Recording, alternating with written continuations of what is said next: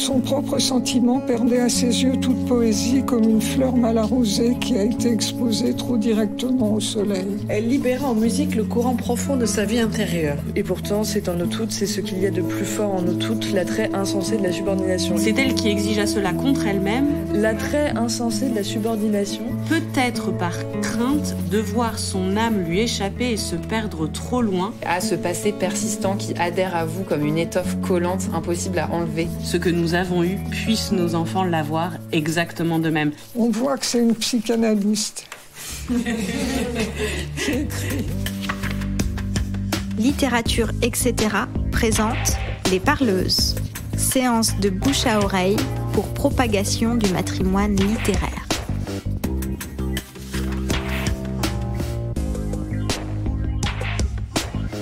Bonjour, nous sommes le 23 septembre 2023 à la médiathèque de Montreuil en Seine-Saint-Denis. Merci à toute l'équipe de la médiathèque d'accueillir cette 39e séance des Parleuses. Nous venons de traverser un atelier de lecture par arpentage et un atelier d'écriture inspiré de l'univers de Lou Andrea Salomé, l'autrice dont a choisi de parler aujourd'hui, Séverine Daucourt, que j'ai la joie d'accueillir à mes côtés.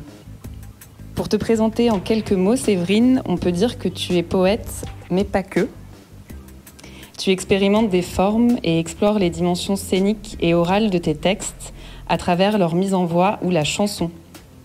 Ton dernier texte, Transparaître encore, publié aux éditions Lanskin en mars 2023, est un objet éditorial hybride, à la fois livre, album musical et spectacle. Sont publiés chez le même éditeur Les Éperdus, Noire Substance ou encore Transparaître, dans sa première version, qui reçoit en 2020 le prix Kowalski des lycéens. Tes précédents textes sont publiés, entre autres, aux éditions La Lettre Volée.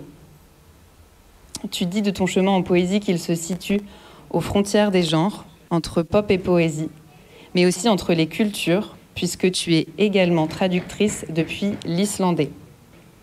Tu as notamment traduit les poèmes de Sion, le parolier de la chanteuse Björk. Ton travail d'écriture s'inscrit également dans une démarche collective, puisque tu cofondes en 2018 à la Comédie Française le Jeune Bureau, un laboratoire dans lequel tu es en charge des ateliers d'écriture. Ateliers que tu dispenses parallèlement dans de nombreux autres lieux éducatifs, culturels, sociaux, parfois même avec littérature, etc. Tu organises également depuis 2016 à la Maison de la Poésie de Paris un cycle de rencontres poésie-chanson appelé La Fabrique. Et enfin, poète mais pas que, puisque tu exerces parallèlement et périodiquement le métier de psychologue en institution. Merci beaucoup d'avoir accepté notre invitation, Séverine, et je te laisse la parole. Merci Mathilde. Le florilège des écrivaines qui m'ont influencée dans mes jeunes années est malheureusement ténu. Patriarcat oblige. Et la plupart ont déjà été mises à l'honneur par d'autres parleuses. Quand Aurélie Olivier m'a demandé si je n'avais pas été touchée, à l'adolescence par exemple, par une autrice aujourd'hui disparue, Lou Andrea Salomé m'est revenue. Elle m'était apparue une première fois. Je dis apparaître parce que c'est son visage qui m'avait interpellée quand j'avais 15 ans. Puis elle avait périodiquement refait surface. Figure insondable à l'œuvre éclectique, croisée de loin en loin au carrefour de mon travail poétique et de mes aventures psychanalytiques. En 1985, sur l'étal d'un étrange marchand de livres type Destocker hasardeux, j'avais aperçu un ouvrage dont la couverture affichait en médaillon le portrait à l'ancienne d'une femme au sourire à peine discernable, aux airs de Mona Lisa aussi intense qu'évanescente. Mon regard rêveur de jeune fille plutôt inadaptée avait croisé celui du portrait, d'une grande volupté, masse de cheveux blonds, pommettes hautes, traits de type slave, port de tête assuré, doublé d'un quelque chose d'androgyne, d'où se dégageait une liberté d'être qui m'attira, une sorte de prestance à la fois incisive et clémente, dont l'humble inconnue semblait consciente, et que je me mis à aimer aussitôt, à envier peut-être. J'avais attrapé l'exemplaire et l'avais acheté pour ce qui se dégageait du portrait et parce que j'aimais sa couleur. Un rose qui tirait sur le violet. et son contenu épistolaire qui ne manquerait à l'évidence pas de receler des histoires de poésie et d'amour. À l'époque, les critères qui me faisaient choisir mes livres étaient aussi superficiels que ceux qui pourraient aujourd'hui faire swiper à droite face à un profil sur une application de rencontre. Ce volume Lila regroupait la correspondance entre Lou Andrea Salomé et le poète Rainer Maria Rilke. Lou et moi, il sembla illico à l'ado que j'étais que ça pouvait matcher. J'ai cherché récemment cet opus dans le capharnaüm de ma bibliothèque. Je ne l'ai pas retrouvé. Sans doute l'avais-je donné, relégué, abandonné lors d'un déménagement, ou alors se trouvait-il enfoui derrière quelque autre. Je suis donc allée chez le libraire, un vrai cette fois, pour me le procurer. En rayon, de Lou Andrea Salomé ne se trouvait que Ma vie, esquisse de quelques souvenirs. Je découvris sur la couverture un détail du visage de Lou, sorte de zoom sur le portrait imprimé dans ma mémoire. Retrouvant instantanément la franchise du regard d'une grande quiétude, ainsi que sa force d'affirmation, j'ouvris le livre pour le parcourir. Ce que j'y lus en premier m'amusa. Une des causes principales du mauvais état de ma bibliothèque était que l'épaisseur et le poids des volumes me gênaient. Des livres, j'en ai toujours prêté et donné, notamment ceux auxquels je tenais le plus. Il y a, je le crains, une raison particulière et un peu bizarre à cela. Je n'ai aucun respect pour les pages reproduites à des milliers d'exemplaires, dont la matérialité me semble indigne au vu de leur contenu qui a droit, selon moi, à une existence autonome et sans papier. Voilà qui d'emblée me déculpabilisait de ma négligence face au versant matériel des livres et de la perte de celui de Lou. Nous avions un point commun, au moins, l'anti-bibliophilie, et cette connivence attisa mon excitation. Je fis l'acquisition de Ma vie, tout en passant au libraire une commande spéciale Lou Andrea Salomé qui comprenait la correspondance avec Rilke, celle avec Freud, des essais psychanalytiques sur le narcissisme, un roman intitulé La Maison et une fantaisie théâtrale, La Cape magique. Je ne connaissais finalement rien ou presque de cette œuvre polymorphe, hormis mon lointain souvenir des lettres à Rilke et quelques articles de psychanalyse. Je fus intriguée par la discordance entre cette quasi-absence de rencontres littéraires ou théoriques et la trace imprécise mais manifeste que l'autrice avait laissée en moi. Je décidai d'en sonder l'abstraction pour tenter de saisir les raisons de mon attachement. J'étais une adolescente sans grand repère culturel, vous l'aurez compris, quand je suis tombée sur le livre évoqué plus haut. J'avais néanmoins une passion pour les biographies et les correspondances, pour tous les documents qui permettaient d'accéder à l'intime d'une vie d'artiste. Je m'identifiais à des versions idéalisées de ce que pourrait être mon avenir. J'écrivais déjà de la poésie et je ne savais pas à qui la faire lire. Partager les nécessités et les vicissitudes de la création avec d'autres poètes, dont j'avais la certitude mégalomaniaque de faire partie, fussent-ils complètement hommes et complètement morts, me sortait de la solitude, me donnait un cap. Ce livre arborait un visage et un nom féminin qui attisaient mon imaginaire, Lou Andrea Salomé, sous lequel apparaissait celui de Rainer Maria Rilke. Lui, je l'avais déjà lu, incité par un homme de 15 ans mon aîné, cheminot de profession, qui habitait une cité très peu recommandable de la banlieue de Belfort, ma ville natale, portait un patronyme arabe, prénom Tayeb, affichait une apparence tout aussi maghrébine, agrémentée d'une fine et improbable moustache à la Clark Gable. Outre sa passion pour les locomotives, les costumes noirs, le whisky et les gitanes filtres, il vouait un intérêt obsessionnel à tout ce qui était beau. Littérature, cinéma, musique. Il en connaissait un rayon côté culture et m'a fait découvrir l'ampleur d'un patrimoine que j'ignorais. Il n'y avait bien sûr que des hommes dans son panthéon. Rilke en faisait partie. Qui donc pouvait être la femme en photo, digne d'échanger avec un génie de la poésie? Le fait qu'elle soit une femme me mit aux abois, à mon insu, car je n'avais aucune conscience de l'omniprésence des hommes qui m'était forcément naturelle. J'avais vu défiler tant de portraits de mâles sertis de barbe, moustache, chapeau, monocle, dont les airs trop doctes ou carrément cinglés rendaient vite caduques mes tentatives d'identification. Lou, elle, m'appelait du regard, désignait une existence possible, avec une arrogance et une douceur qui me bouleversèrent. Je dois préciser que je grandissais dans une famille vaguement bourgeoise, un peu farfelue mais conservatrice. Et dans ma chambre, loin des quartiers populaires où je trouvais mes amis, souvent marginales, se trouvait accroché au mur un petit cadre dont le contenu a accompagné mon entrée dans l'adolescence. Il m'avait été offert pour mes 12 ans et affichait, sobrement enluminé, une de ces définitions de personnalité associées au prénom selon une science des plus arbitraires. Pour le mien, était précisé. Séverine est un prénom d'origine latine qui signifie austère. Les Séverines sont charmantes et jolies.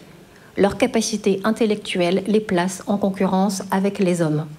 Elles s'effacent alors car elles sont très féminines.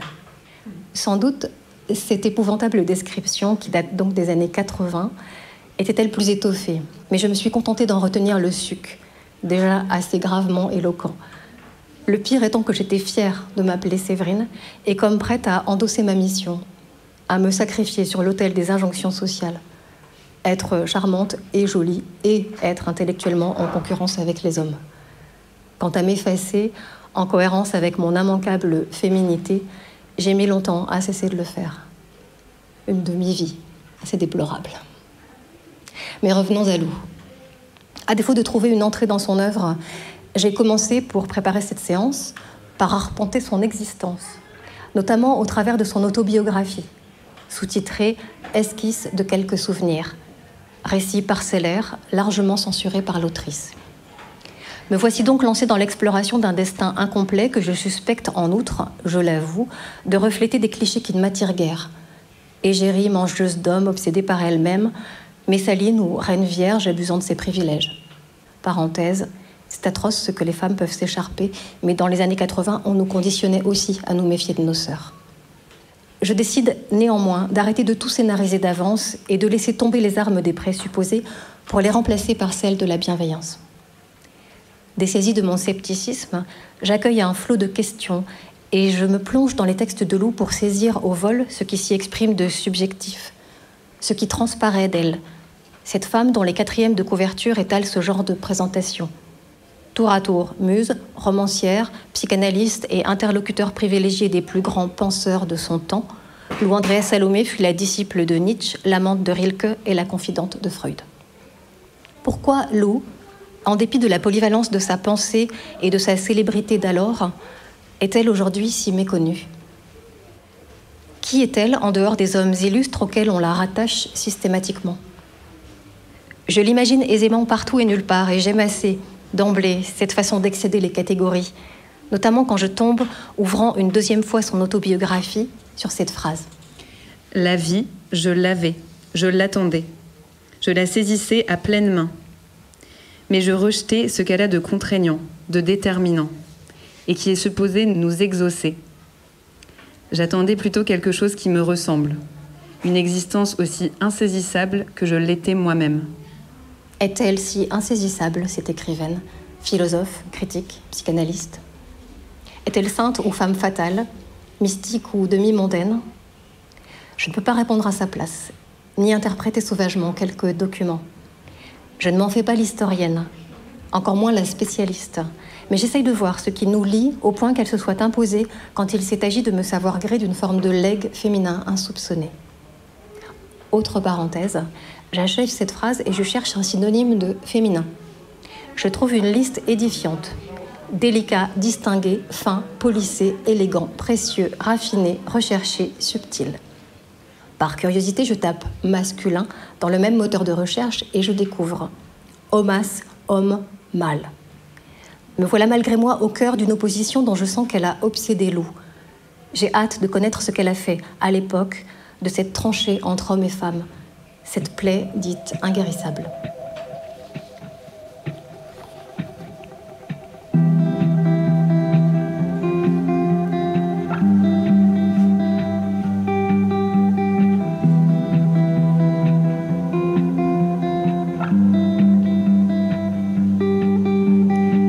Au-dessus de la ligne de partage des eaux, on scrute les abysses par le hublot. Sur un côté, les flots sont lisses, bien ordonnés sur l'axe des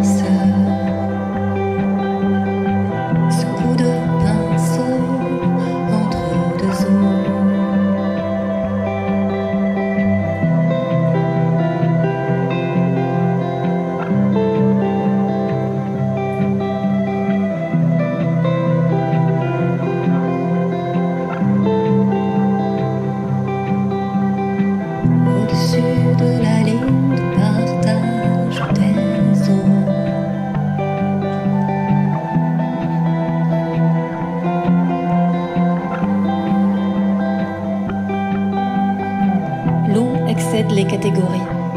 Mais alors, comment parler d'elle? Sous l'angle de la littérature, de la psychanalyse, de la philosophie, de la fiction? Son œuvre elle-même est inclassable, et je n'ai pas tout lu. Pas eu non plus accès aux centaines d'articles et de recensions théâtrales qu'elle a écrits. Je vous confie une chose, sa pensée est d'accès difficile. J'ai du mal à pénétrer ses textes, à l'emphase un tantinet abusive, où la complication de l'exposition est parfois décourageante. Je cherche des explications. L'allemand n'est pas sa première langue. Les traductions m'ont l'air plus ou moins convaincantes. Hormis son livre « Rodinka », où elle affirme avoir déversé toute sa nostalgie de la Russie, Lou écrit sans intention d'être lu. Ce que j'ai écrit d'autre, je l'ai fait presque uniquement pour le plaisir d'écrire. Le processus de l'écriture seul m'importe. Il est vital pour moi. Je conservais dans un coffre de banque ma collection de manuscrits et n'y puisais quelques œuvres vendables que pour le plus indigne des motifs. De basses raisons pécuniaires. Et je le faisais souvent à contre-cœur. Cette non prise en compte d'une lectrice ou d'un lecteur éventuel, hormis cette part immense de son œuvre constituée par des lettres, ajoute sans doute à l'âpreté de son style. Mais je m'acharne. Je la lis. Traversée par les formules fulgurantes qui jaillissent régulièrement de l'ensemble, comme par exemple « Je dois m'aveugler artificiellement pour focaliser toute la lumière sur un point noir. » Ou « Le monde ne te fera pas de cadeau, crois-moi. Si tu veux avoir une vie, vole-la. » Ou encore « On ne peut effectivement rien dire d'autre de nos émotions que, au commencement régnait l'ambivalence. » Je découvre un élargissement singulier de la portée de l'observation, une volonté obsédante de construire, systématiser, conclure. Lou développe les tenants et les aboutissants de tout. Elle explore la pensée et le vécu d'autrui.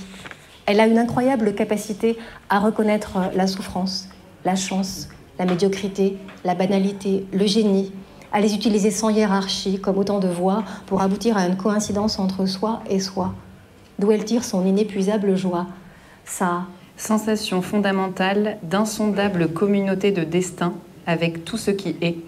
Son énergie, sa puissance aiguise le regard intuitivement clinique qu'elle porte sur les êtres. Elle est une analyste née. Pour introduire sa lettre ouverte à Freud, qui est un livre où elle critique point par point la théorie du fondateur de la psychanalyse, elle écrit en vers « La vie, l'existence de chacun est poésie. La vie, nous la vivons sans en être conscients, jour après jour, étape par étape, mais c'est elle, la vie, qui produit sa propre unité, intangible. On ne fait pas de sa vie une œuvre d'art, comme le prône l'ancienne formule. C'est la vie elle-même qui nous fait poème. » Lou ne se dit pas poétesse, mais sa démarche a à voir avec la poésie.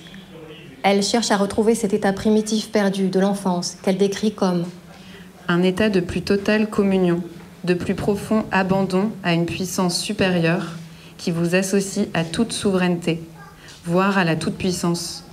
Sous ses dehors mystiques, elle sait être pragmatique. Sous ses velléités d'indépendance absolue, elle est parfaitement consciente de l'interdépendance des êtres, ce qui la rend imperturbablement solidaire de ses amis. Loin d'être un monstre de narcissisme, comme on a pu le dire, elle donne jusqu'à faillir. Elle supporte les autres, leurs plaintes, leur poids. Elle a le talent de les pousser vers le meilleur d'eux-mêmes, sans chercher à les épargner. Résultat, les hommes qu'elle croise ont tous besoin d'elle. Nietzsche, Rilke, Freud. Un besoin plus ou moins lyrique, mais constant. Elle est leur interlocutrice, leur démiurge, leur inestimable compreneuse, comme la nomme Freud. Elle répond toujours présente, mais elle n'en perd pas la faculté de faire les choix qui lui conviennent sans s'encombrer d'autres contraintes. Très jeune, à 21 ans, elle écrit à son ancien précepteur. On a l'habitude de dire que nous n'avons pas le droit de faire ceci ou cela. J'ignore totalement ce que représente ce « nous ». Pour ma part, je ne connais que le « je ». Je ne peux pas conformer ma vie à des modèles, ni ne pourrai jamais constituer un modèle pour qui que ce soit. Il est tout à fait certain, en revanche, que je dirigerai ma vie selon ce que je suis, advienne que pourra. Ce qu'elle veut, c'est l'indépendance. Pouvoir être elle, chercher à s'atteindre sans se conformer à rien, sans être aliénée à qui que ce soit. C'est sa façon d'être libre. Ce que sa vie, ses relations amoureuses et son œuvre démontrent, c'est ni plus ni moins que même au début du XXe siècle, une femme peut reposer souverainement sur elle-même, qu'elle peut être plus puissante qu'un homme qui, lui, dépend davantage du dehors pour se réaliser. On risque de s'y perdre. Lou déjoue un sexisme qu'elle ne dénonce pas, mais dont elle s'affranchit.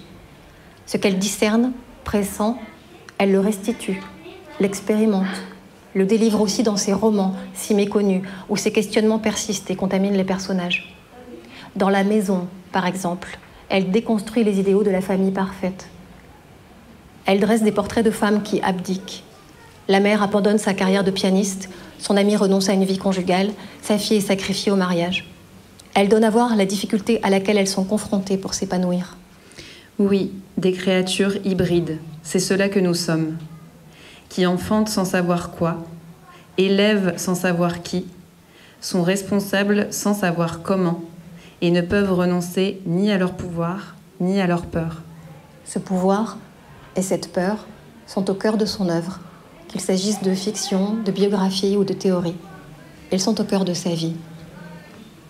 Biographie. La petite Liulia von Salomé naît à Saint-Pétersbourg en 1861, année où le servage est aboli en Russie. Raccourci rapide de dire que sa vie en est marquée. Elle est la dernière née après 5 garçons. À la maison, on parle russe, français et allemand. De cette enfance tranchée en 3 langues, elle tirera la faculté de se sentir partout chez elle. Son père, général du Tsar, a des origines provençales. Il est vieux quand elle naît. Elle l'adore, c'est réciproque. Sa mère, assez froide, aurait préféré un 6e garçon, au lieu de cette fillette rêveuse qui grandit pieds nus, fait des farces et du sport.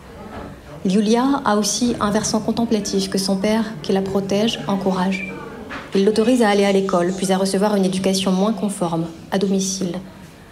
Yulia s'adresse à Dieu tous les soirs. Elle le tutoie, c'est son camarade de jeu. La toute-puissance lui est familière. Un jour, elle comprend que Dieu ne lui répond pas et doit faire face à un grand vide. Alors qu'elle a 17 ans, elle assiste à un sermon du pasteur Hendrik Gillot, une sorte de conférence religieuse et philosophique.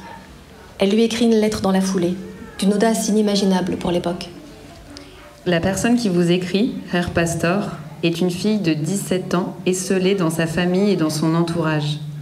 Seule en ce sens que personne ne partage ses points de vue, et encore moins ne satisfait son ardente envie d'en savoir davantage. Sans doute ma façon de penser m'isole-t-elle de la plupart des filles de mon âge et de notre milieu. Il est si cruel de devoir tout garder pour soi, de crainte de choquer. Si cruel d'être si absolument seule, faute d'avoir ces manières agréables et accommodantes qui vous valent la confiance et l'amour des autres. Gillot est fasciné par tant d'aplomb. Il répond à Liulia et commence à l'instruire en secret, puis avec l'acceptation mitigée de ses parents, réticents à l'idée de savoir leur fille seule avec lui dans un bureau. Le père de Liulia meurt, mais elle reste sous l'autorité spirituelle de son nouveau maître, qu'elle appelle l'homme-dieu, car selon elle, il en est le sosie. Ils entretiennent une relation ambiguë, sensualisée. Il lui fait découvrir Kant et Spinoza. Au fil du temps, bien que marié et père de 2 enfants, et de surcroît pasteur, il tombe amoureux de Liulia et la demande en mariage quand elle atteint ses 19 ans. Elle refuse en bloc l'idée de consommation sexuelle qu'elle trouve rabaissante et triviale. Admirer Gillot lui suffit. Elle décide en 1880 de partir étudier en Suisse, où l'université accepte les femmes. Pour l'obtention de son passeport, elle doit faire sa confirmation. La cérémonie est peu orthodoxe. Gillot officie et commente Faust de Goethe au lieu des textes évangéliques. Il rebaptise Liulia car il n'a jamais pu prononcer son prénom. Elle devient officiellement Lou. C'est une sorte de mariage mystique, une scène dont elle s'échappe. En Suisse, sa santé se fragilise. Ses poumons sont faibles. On lui conseille de prendre l'air en Italie, où elle est introduite à l'intelligentsia. Elle rencontre le moraliste Paul Rée et le philosophe Friedrich Nietzsche.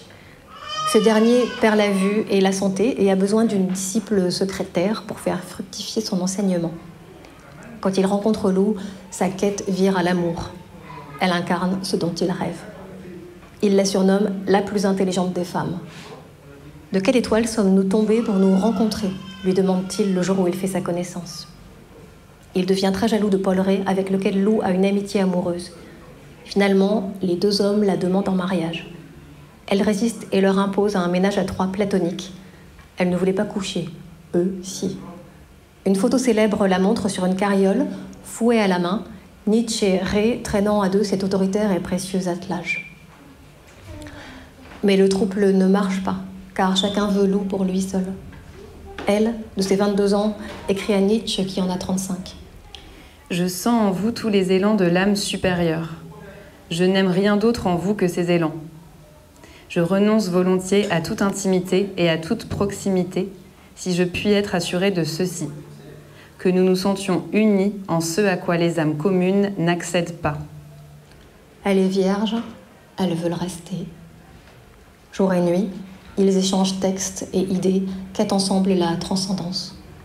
9 mois après qu'elle est entrée dans sa vie, il accouche d'un chef-d'œuvre et déclare « C'est seulement depuis que j'ai rencontré Lou Andréa Salomé que je suis prêt pour mon Zarathustra ». La rencontre est vertigineuse, mais leur lien se détériore vite. Fin 82, ils se fâchent définitivement, tandis que Paul Ré s'éloigne et lâche la philosophie pour se consacrer de manière exemplaire à la médecine.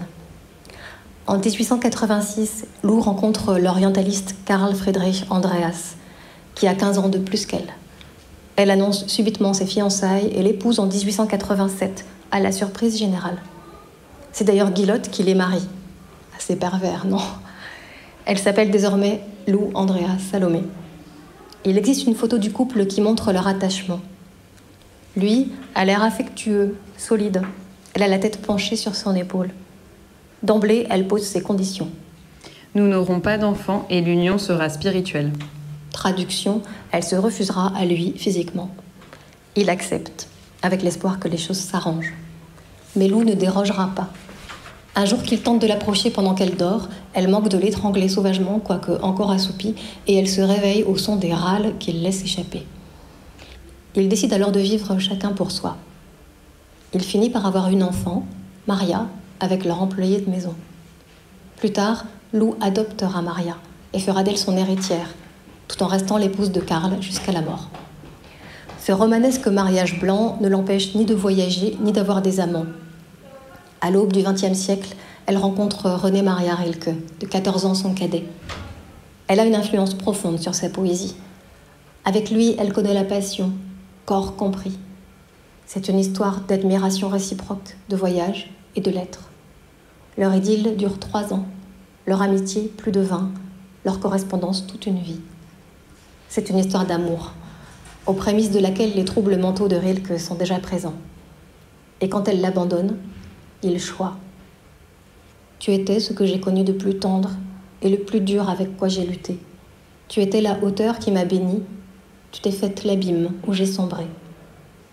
La souffrance de Rilke est d'une incandescence sublime, mais la correspondance est déséquilibrée. On a 134 lettres de Rilke, 64 de Lou. Presque aucune trace des débuts de l'histoire. La période amoureuse est inexistante, détruite d'un commun accord. L'image qui filtre de leur personnalité est partielle. Elle a l'air sentencieuse. Lui ne lui renvoie que le descriptif de ses névroses, et jusqu'au bout, l'expression de son amour est perdue. Lou est indéfectiblement là, même s'il demande beaucoup. Elle privilégie l'accomplissement de l'œuvre du poète à sa santé mentale.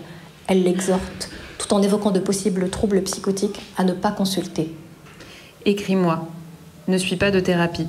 Elle sait qu'il a besoin de ses démons pour créer. Il lui obéit et s'engage dans un travail qui débouche sur les élégies. Le livre naît, mais le poète est défait, démuni, accompli cependant aux yeux de Lou. En côtoyant Nietzsche puis Rilke, Lou se frotte douloureusement et sans le savoir à l'observation clinique qu'elle découvrira plus tard avec Freud. Le symptôme, sans pouvoir encore le nommer, elle sait le repérer chez l'autre. Elle sait surtout l'entendre. Intuitivement, elle guide ses partenaires sur la voie de la subjectivité. Son chemin vers la psychanalyse semble tout tracé. Elle écrira d'ailleurs plus tard « En rassemblant mes souvenirs, j'ai l'impression que ma vie attendait la psychanalyse depuis que je suis sortie de l'enfance. » En 1911, au 3e congrès de psychanalyse à Weimar, elle rencontre Freud. Une seconde vie commence. D'abord méfiant, il succombe à l'intelligence de cette femme célèbre. Elle passe 1 an à Vienne et devient à son tour psychanalyste. Il tombe amoureux d'elle, lui aussi, ce qui ne les empêche pas de tisser une solide amitié. Même si elle ne laisse pas grand-chose au plan théorique, son non-conformisme et son optimisme ouvrent la pensée du maître, notamment en ce qui concerne le narcissisme, la sexualité féminine et l'homosexualité. Chère Lou, j'ai enfin lu votre étude en entier. Il ne m'est pas arrivé souvent d'admirer les recherches d'autrui en psychanalyse. C'est pourtant ce qu'il me faut faire cette fois-ci. De vous, c'est ce que j'ai lu de plus beau. Une preuve involontaire de votre supériorité sur nous tous. Très affectueusement, votre Freud. Freud, subjugué, tolère tout de Lou, y compris ses amants en pagaille, alors qu'il attend de ses disciples qu'ils soient moralement inattaquables. Il n'y a d'ailleurs aucune hostilité du milieu vis-à-vis d'elle. On la laisse tranquille. Son statut de femme, la première en outre à être psychanalyste, lui aurait-il aussi permis, paradoxalement, d'être plus libre que quiconque.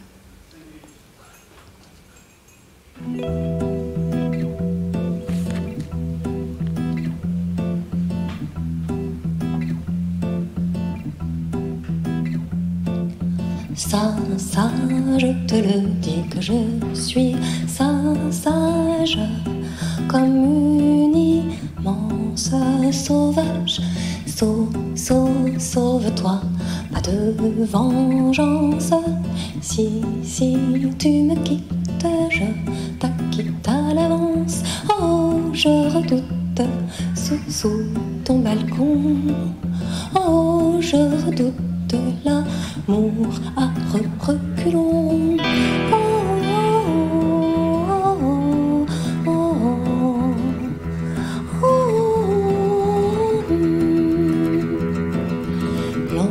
L'on ne peut perdre son tempérament, dit le délivré des ratages inconscients.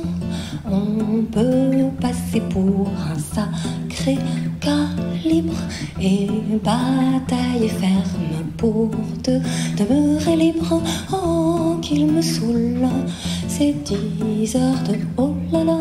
Oh, qu'il me laisse seul, je préfère ça.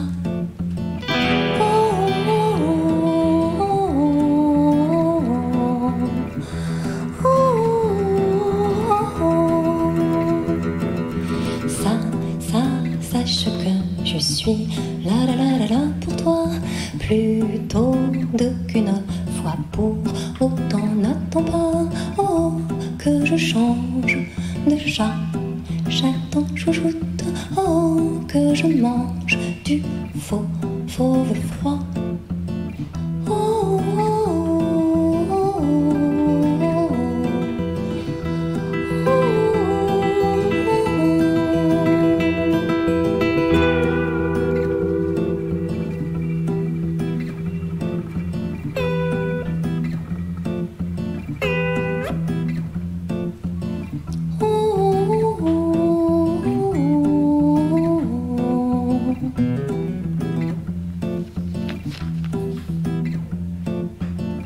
Côté matériel, Lou paie le prix de sa liberté. Elle se contente longtemps d'une bourse d'orpheline, d'officier, complétée par les revenus qu'elle tire de ses chroniques littéraires. Toute sa vie, elle travaille dur pour joindre les deux bouts d'un quotidien assez bohème. Sur ses vieux jours, elle se replie dans sa maison. Son nid n'a plus beaucoup de visites. Elle s'appauvrit. Sa pratique acharnée d'analyste lui permet à peine de subvenir à ses besoins. Freud lui suggère même d'augmenter ses tarifs et l'aide en lui envoyant de l'argent. Elle développe un cancer du sein, mais elle continue à être positive. Elle écrit à Anna Freud. Quand tu auras atteint plus du double de l'âge que tu as actuellement, j'espère que tu seras aussi bien disposé que moi à l'égard de la vie. La psychanalyse permet cet état de grâce et on lui doit beaucoup. Elle ne cesse de nous éclairer et l'intelligence s'enracinant de plus en plus profondément dans l'expérience, même la vieillesse finit par devenir incroyablement belle à vivre. On devient plus léger et on finit tout simplement par s'envoler. Un ultime portrait montre son magnifique visage de vieille. Mais dans une Allemagne qui s'effondre, alors que les extrémismes montent et que l'autodafé de 1933 touche de nombreux artistes et intellectuels, dont Freud, elle peine à s'adapter, s'interroge sur ses propres racines et sur la terre qu'il a adoptée. Elle ne comprend pas le monde qui s'annonce, mais elle se dresse au seuil de la mort avec courage et fermeté. Elle s'éteint entourée de ses amis et de sa fille adoptive, dans une paix à la mesure de la pulsion de vie qui animait déjà le poème de ses 20 ans. Comme on aime une compagne, je t'aime, insaisissable vie. Que tu me réjouisses ou me heurtes, que tu m'offres chagrin ou liesse. Je t'aime, toi et ta cruauté. Et si tu dois me dévorer, je déferai notre étreinte, comme on se défait d'une amie.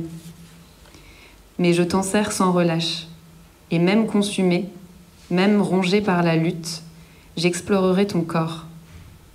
Éternellement vivre, éternellement penser. Garde-moi dans tes bras. Si tu n'as plus rien d'heureux à m'offrir, tant pis, j'accueillerai tes tourments. La vie de Lou est un terrain d'expérimentation où elle se met à nu autant qu'elle met à nu ce qu'elle croise. Dans quelle mesure les manipule-t-elle ? Je n'en sais rien.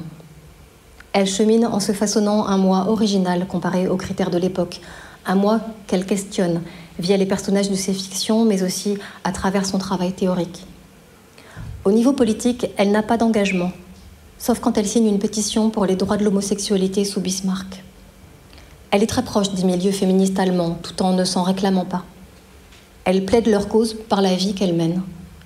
Le but de cette vie, c'est l'indépendance et l'élaboration d'une stratégie qui permet de la maintenir.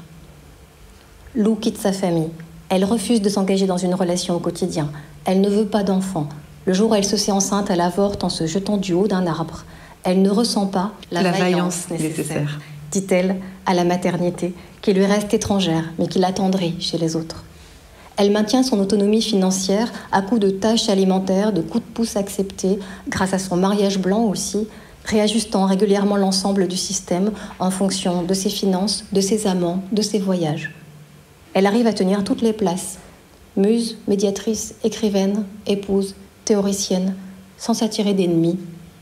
Elle assume et choisit les rôles qu'elle endosse, conciliant lien à l'autre et indépendance. Ce qui l'intéresse, c'est la liberté, pas l'égalité. Elle nie l'égalité, ce qui pourrait faire d'elle un cauchemar pour les féministes de l'époque, mais elle fait figure d'exception. Malgré tout, elle ne se pense pas emblématique de quoi que ce soit. Elle ne pense pas aux femmes qui pourraient suivre sa sente. Elle ne résout rien sur le plan du « pour toutes ». Selon elle, le mimétisme est une catastrophe de l'émancipation. Des femmes, pourtant, elle parle beaucoup. Elle ne parle même que de ça dans son œuvre, allant jusqu'à produire à leur sujet une théorie. Elle repère les conflits qui les opposent aux hommes, les expose et essaie de les résoudre d'abord de façon empirique, multipliant les expériences, à travers des relations où elle donne tout, parce qu'elles lui permettent aussi de s'étreindre elle-même. Elle proclame en définitive un avertissement sans appel. Je suis éternellement fidèle aux souvenirs. Je ne le serai jamais aux hommes. Sa quête de liberté passe néanmoins beaucoup par des hommes qui, tour à tour, lui apprennent quelque chose. Face à eux, elle éclot, intégrant leur travail ou leur écriture, mais elle finit toujours par leur devenir indispensable, comme si l'homme dont elle pourrait dépendre devait payer le tribut de cette potentielle aliénation. En dépit de ce rééquilibrage, elle ne croit pas au couple, ni même à la possibilité de l'amour. Les moitiés se sentent toujours, l'une comme l'autre, mal à leur aise et à l'étroit dans leur demeure, si minutieusement qu'elles se soient réciproquement adaptées. Elles disent désormais « nous » au lieu de « moi », mais ce « nous » n'a guère les épaules plus larges pour porter un morceau d'existence que ne les avait le « moi ». Lou n'aspire qu'à rester seule, pour rester elle, entachée de rien d'autre, tricotant les dits incompatibles, le féminin et le masculin, tout en gardant sa ligne de crête. Elle fait preuve d'une absence d'ambition qui peut sembler paradoxale, mais contribue à sa grandeur. Elle dit « Je ne suis pas une artiste » et ne se voit pas comme écrivaine. Elle s'intéresse pourtant dans une large partie de son œuvre à décrire le gouffre d'où surgit la création. Une œuvre d'art se tient silencieusement dans un monde de paix et d'espoir. Mais il est bien mince, le voile transparent déployé au-dessus d'elle pour dissimuler les conditions extrêmes qui lui ont permis de naître, et le danger terrifiant de ce que nous appelons avec un intérêt si aimable, l'esthétique. Elle écrit aussi « Je ne suis qu'une femme. affirmant par là ne pas être du côté des hommes, alors que sa vie est fort semblable à la leur. Mais elle ne cherche jamais à les imiter. Elle incarne un espoir pour les autres femmes, autant qu'une contradiction, dans une sorte de plénitude et d'impasse en même temps. Plus nous nous plongeons radicalement dans l'exigence du moment, dans l'instant nu, quelles qu'en soient les conditions, au lieu de suivre le fil d'injonctions autoritaires inventées par les hommes, plus nos actes sont en adéquation avec le tout. Et si quelqu'un nous accuse d'immoralité, d'irresponsabilité et d'égocentrisme, alors n'hésitons pas à taxer l'esclavage infantile de celui qui s'en tient au respect des prescriptions de méconnaissance, voire d'incurie en matière d'éthique. Lou semble avoir tout affronté, acquiescé sans exception aux joies comme aux tourments. Mais jusqu'où a-t-elle réécrit son histoire? Ce qu'elle consigne dans ses mémoires, ses lettres, est passé au tamis d'une autocensure drastique. Difficile de débusquer ce qui manque aux traces qu'elle a voulu laisser. Qu'a-t-elle fait disparaître? Et pourquoi? Qu'a-t-elle choisi de ne pas publier de cette grande vie poème?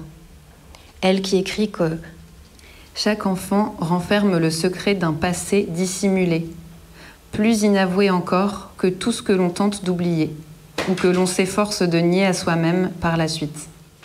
Où sont passées ces blessures? Là encore, je n'ai pas de réponse. Je constate juste que Lou a fait l'affront d'incarner ce qu'elle voulait conceptualiser et de penser ce qu'elle vivait. Entre ces deux pôles, vie et œuvre, les incessants allers-retours, les passerelles, les nœuds sont cohérents, ce qui n'est pas si fréquent chez des artistes ou des intellectuels. De Zurich à Berlin, en passant par Vienne, elle a échappé à toute définition, à toute relation qui l'enfermerait et à tout emploi stable. Si elle ne s'est fixée nulle part, c'est qu'elle était foncièrement en mouvement. Très vivante, donc. Elle était unique. Elle le savait. Elle le voulait. Elle l'affichait et l'assumait. Mais elle n'était pas un roc. Elle s'est montrée capable d'amour, capable aussi de souffrir. Elle ne cherchait pas systématiquement à aller mieux, quelles que soient les difficultés. Elle ne se présentait jamais comme victime. Son narcissisme n'était pas destructeur. Comme une chatte dédaigneuse et fascinante, elle exerçait un fort attrait sur ceux qui en étaient dessaisis. Elle était passionnée par leur histoire et croyait en eux. Elle prônait avant tout les révolutions individuelles, l'élévation de chacun, chacune, pour sauver le monde. Elle raisonnait non pas en termes de « moi et l'autre », mais de « moi et le tout ».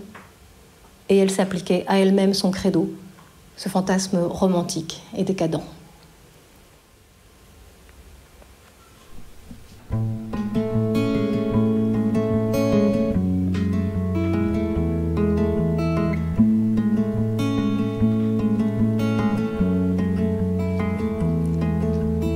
Heureuse qui renoue avec le paradis, qui part le présent d'un sentiment heureux, heureuse qui ignore le temps, qui marche sans se laisser toujours passer devant, qui parie d'être heureuse ici et au paradis.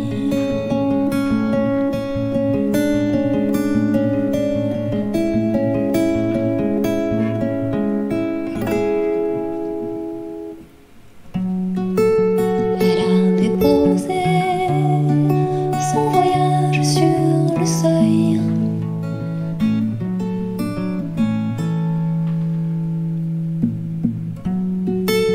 Elle érige une cathédrale d'allumettes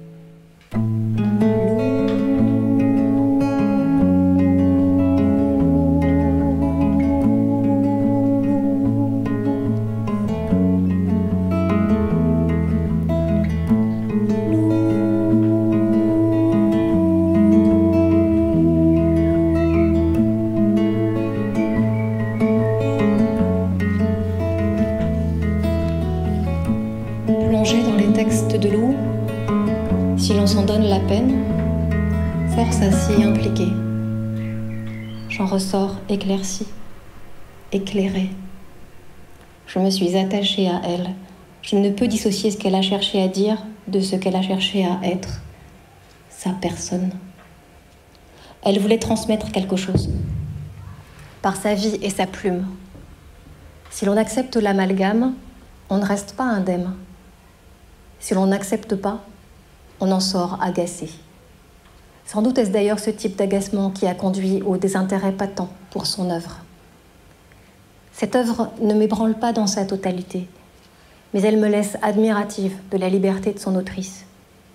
J'ose même dire que je me sens proche de ses objectifs, qu'il s'agisse de son souci d'indépendance ou de son manque d'ambition. J'admire ses prises de position non ostentatoires, ses choix assumés, ce qu'affirment ses actes.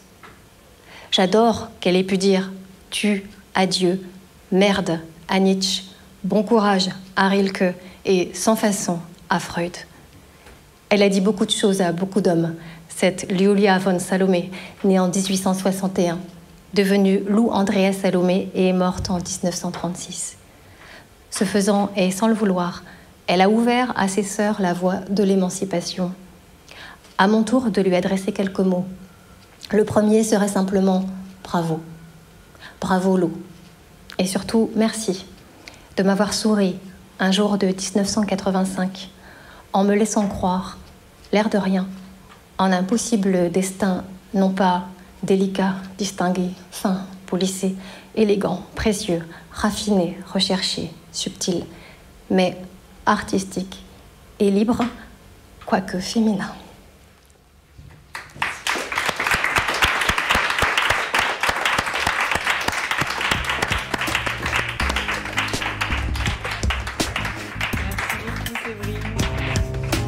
C'était Les Parleuses, un podcast itinérant imaginé par Littérature, etc.